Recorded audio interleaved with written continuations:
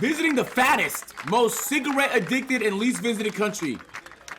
Located in the middle of the vast waters of the Pacific Ocean and appearing just as a tiny dot on the map, it's the smallest independent republic. Hardly 200 people make their way to this country each year. I began this journey by arriving at Istanbul airport 3 hours early. I first flew to San Francisco in 13.5 hours. After a 7-hour layover, I took another long 13-hour flight to Nadi in the Fiji Islands. 13 plus 13 plus 7 plus 3? A 2-day trip? And then waited again for a 7-hour layover. With nearly 75% of its seats unoccupied, the flight to Nauru from Nadi took 4.5 hours, and my 48-hour endless journey finally came to an end. This is the least visited country in the world. Even the closest countries are thousands of kilometers away from here. Once I set foot on the island, I have to wait for the next flight to leave, which is scheduled almost a week later. Sea travel is not an option either. Nauru is surrounded by massive coral reefs, preventing large ships from approaching the shore. Until recently, the locals on this isolated island had so much wealth that they didn't even know what to do with it. Once reaching phosphate deposits in 1975, Nauru became the country with the highest GDP per capita in the world. Today, however, in these destroyed lands where no vegetables and fruits can grow, processed and fatty foods have become the norm. Topping global charts, Nauru is recognized by the World Obesity Federation as the world's most obese country, with around 60% of its citizens are obese. The World Health Organization also reports that Nauru has the highest cigarette consumption rate in the world. The government's effort to keep foreign media away from the country is quite obvious. After going through a month-long procedure in which I presented countless documents, I could hardly get a tourist visa. While the regular application fee is $50 an astronomical amount of 8,000 Australian dollars is demanded from journalists and media representatives as a deterrent. The police immediately took my drone I was carrying as I entered the country. You might have noticed something odd in the island's aerial perspective. They discouraged capturing Nauru from the sky. Filming here won't be easy because of a dirty truth that Nauru has been trying to hide, which you'll come to learn in the following scenes. I am in the Yaran region right now. Since the runway area and the driveway area are right next to each other, it's usual for the cars to give way to airplanes here. Pedestrians are warned against jet blast occurring during landing and takeoff. This is because the country is so small that the strip-shaped airport stretches across the entire southwest coast of the island. What you see here is airport. If I want to get inside, I could just jump over this fence and I could do it. The total area of the island is only 21 square kilometers or 8 square miles. It takes a maximum of 20 minutes to drive the whole country by car, and every journey returns to its starting point as there is only one ring road. The police are on patrol all the time. As I don't want to draw attention, I've reached out the only tourism agency in the country, and I will begin to explore the island with a guide. Why is everything such a secret, this place? According to the agency, only 1 or 2 tourists come to the island in a month, so the real numbers are way lower than those stated on the internet. What do you do in your free time on the island? Volleyball. Volleyball? So what do you do in your free time on the island? Anything we want. That's actually very depressing. I'm not gonna lie to y'all. Damn, why the volume not full? They had the most phosphorus deposits, some shit like that in the world. Had the highest GDP per capita on some Monaco shit. Feel me? On some Qatar shit. And then fumbled the greatest lead in world history. And now they're the fattest, most cigarette addicted, least visited country in the world. That is a crazy fall off. My God. Want to do Like what? fishing, sleeping, eating.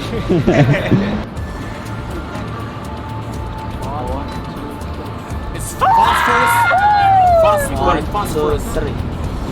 Woohoo! Get out of here, boy. Rugby. Although it is not often visited by people, Nauru has been a favorite stop for migratory birds for centuries. While the island was thought to have limited resources, its soil contained a treasure called guano made of bird droppings and marine microorganisms. In 1890, That's bird shit, isn't it? Why the fuck is she holding it? Is she holding bird shit?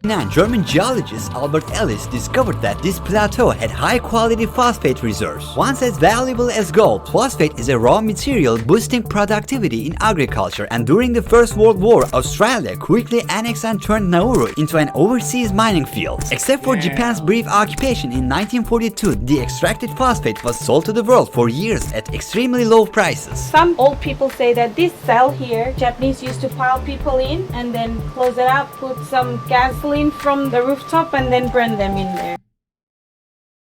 They did what?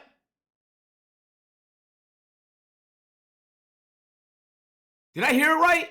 Those who don't want to work for them. This railroad, which time is about to erase, was constructed in 1907 to transport phosphate mines from the land's interior to the harbor on the western coast. By the time Nauru gained independence in 1968, 35 million metric tons of phosphate had left from its shores. It's hard to believe, but in the past century, the fruits and vegetables that found their way onto the tables of many people around the world were grown with the phosphate extracted from the soil of this tiny island. After gaining independence, Nauru obtained significant wealth, and many Naurans whose lands would be used for phosphate mining quitted their job and began counting down the days to become millionaires. Thousands of workers from China and other Pacific islands were brought to work in the dirty, hot and tough conditions of the phosphate mines. Nauru had a per capita income of around $176,000 by the year 1975. God. They had a GDP per capita of 176,000? What? Whereas in the world's leading economy, the United States had around $44,000, taking into account today's inflation rate. Nauru managed to establish a welfare state where there were no taxes. Education, transportation, healthcare services, and even housing were all provided free of charge. I've seen my grandma come out of the bank with the pillowcase. They put all their money inside and just walk out with the money. Spend it all up. I heard that there was a police officer who bought a Lamborghini, but he realized that he did not fit into the Yes. car and dumped it. Is it true? Yes, that's true. Even big some of waste. the cars are bought for just decorations. As Naurans suddenly became wealthy, a frenzy of consumption overtook them, and this small island was filled with the latest car models. Along the roadside, we came across a collection of abandoned luxury cars from the past: Cadillacs, Jeeps, Land Rovers. These are just a few of the vehicles that the island residents once used for speed and amusement on this road. It is almost like a car graveyard here. The layer of rust on them indicates how distant the it is a days of car glory graveyard. are. Ever since I got here, the natives have been warning me to watch out for the packs of stray pit bulls roaming around the road. Once a popular Huh? The pack of stray pit bulls? breed, some islanders eagerly adopted these dogs and left them on the streets. Along with the dogs, more animals that were not originally present in Nauru were also brought in over time. Cat, chickens, and pigs are animals that the islanders have become familiar with relatively recently. When He said, miners "Don't worry, uprooted don't the bite." trees and excavated fertile soil, all living organisms were harmed. It's neither suitable for agriculture nor construction, and Naurans are suffering dire consequences of this problem. Nauru's terrain is covered with pits, some as deep as 50 Damn, I thought they took the nigga drone. This nigga complete a heist to get it back? This is a good shot right here. This is also a very depressing shot. It's a very depressing shot too. 15 meters or 49 feet, and Lord limestone have peaks mercy. extending from the center of the island to the coastal areas. No agricultural products can thrive in this barren land with its high level of acidity. Naurans depend on highly processed canned food from overseas, mostly imported from Australia, to sustain themselves. The average life expectancy of the people of Nauru is 64 years. A poor quality diet has made Nauru hold the title of the W. world's Good.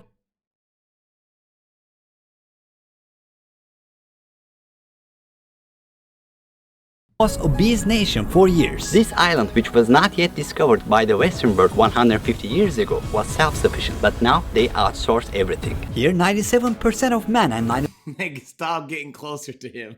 Stop getting closer to the nigga on the bike, bro. 94% of women are overweight or obese. The obesity issue in Nauru is like an epidemic. It's everywhere. On the streets, in the restaurants, at the markets, I see people struggling with extra weight. Within a population where 45% suffer from diabetes, amputations are common. There are awareness-raising banners all around the country. The store shelves are empty, as you can see. Products are imported here every 6 weeks. It's a luxury to have fresh fruits and vegetables on the island. A head of cauliflower is priced at Fuck no, nigga, I wouldn't buy cauliflower for free. Man, at $18 each? What the fuck? 18 Australian dollars, and a watermelon costs 61 Australian. What? Bro. I could have made a killing with my watermelon loot from last summer. All I had to do was bring it here, 48-hour ride. $12. Many residents enjoy consuming meat products that Western countries refuse to sell to their own people and instead market them as turkey tails to Naurans. This part of the animal, which is 75% pure fat, is far from being nutritious. 75% Lack of pure living fat? space is another drawback of phosphate mining. The destruction has left 80% of Nauru uninhabitable, squeezing its estimated 14,000 residents into a coastal area of just 4 square kilometers or 1.5 square miles. This is Boada Lagoon, the only untouched area on the island that contains the original Wow. So you mean to tell me it used to look like this and then niggas ruined it?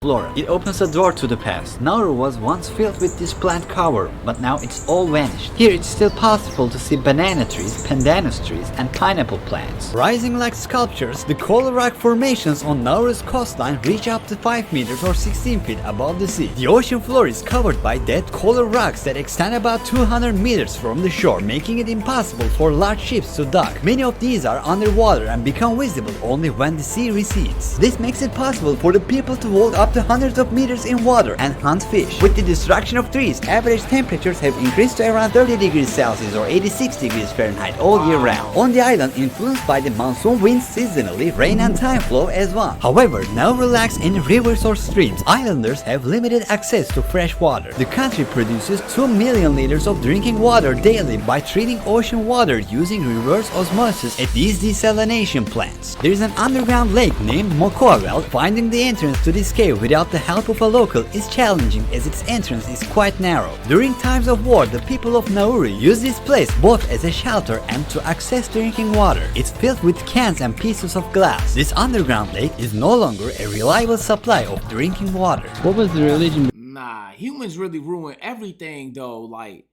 humans deadass ruin everything, bro. This used to be a beautiful island. And then it's ruined. It used to be the richest place on earth, and now it's ruined. Before Christianity? It's the god here. There's the altar on top side. If they give it food, it will come into life and then it will bring them what they were asking for.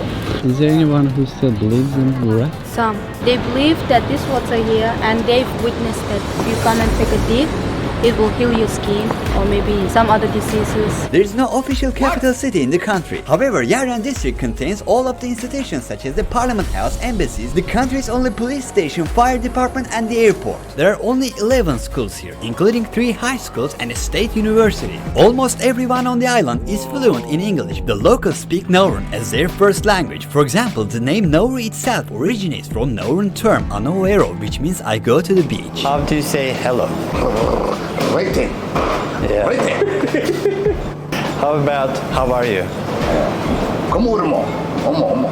I came to the Parliament building where Nauru is governed. Contrary to the expected formal setting, it reflects the relaxed atmosphere of the island. Damn, they chilling. They are chilling. That's what?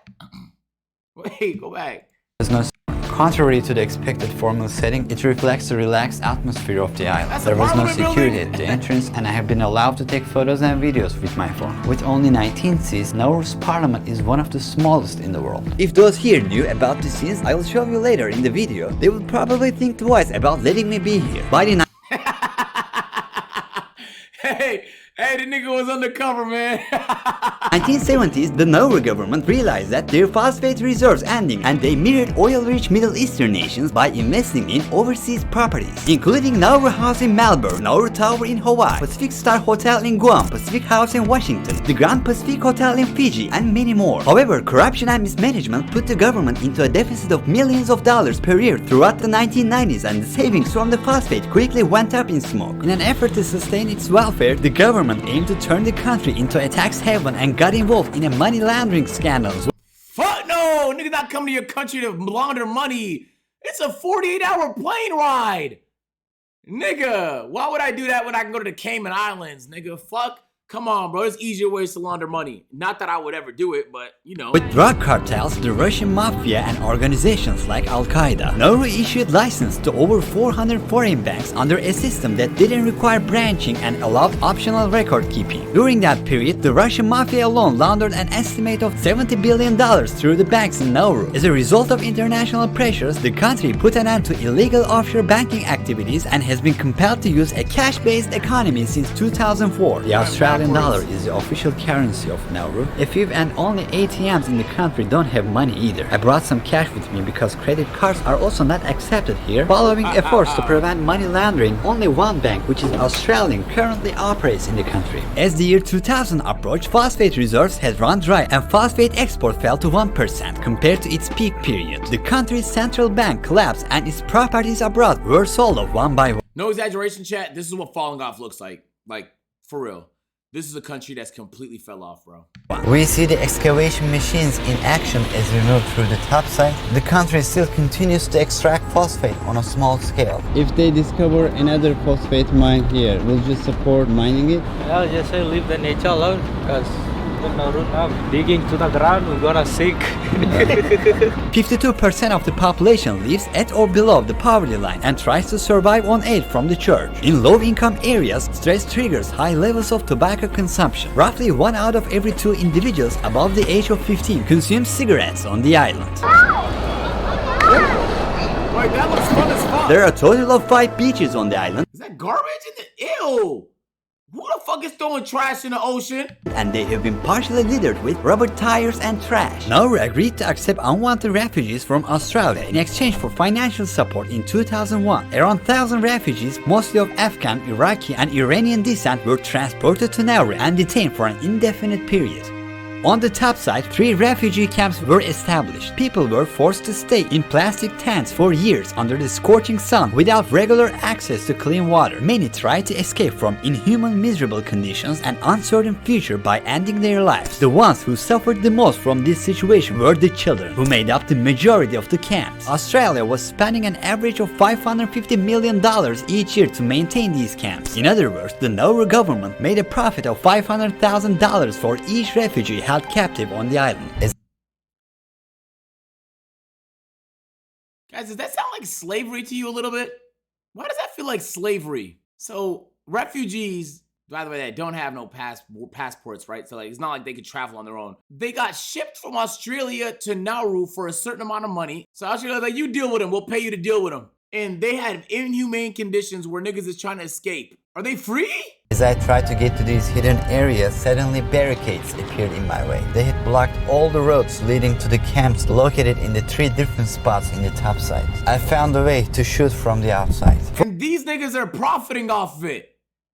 What the fuck? For around 2 decades, these camps became the scene of numerous individuals losing their lives due to medical negligence, accidents, and taking one's own life. Recent reports indicate that these places are now completely empty. However, the locals have no specific knowledge about this matter. Currently, Nauru is counting down the days to engage in deep-sea mining in collaboration with the Canada-based metals company. Their plan is to extract polymetallic stones that only grew a few millimeters per million years. These stones containing metals such as cobalt, nickel.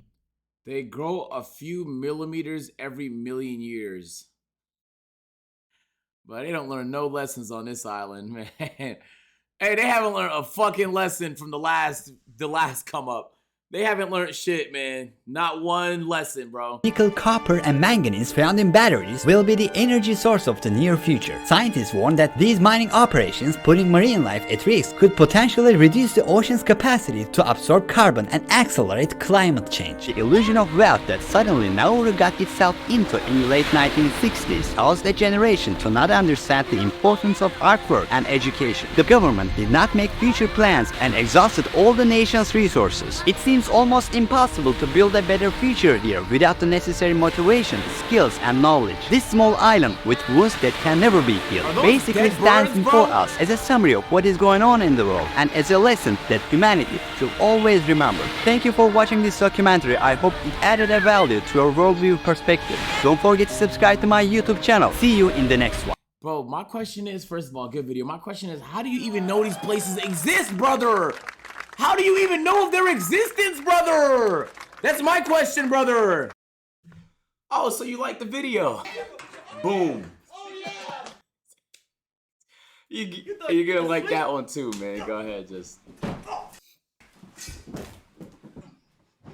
Bro, click the video. What the? Bro, that's what I be saying, like.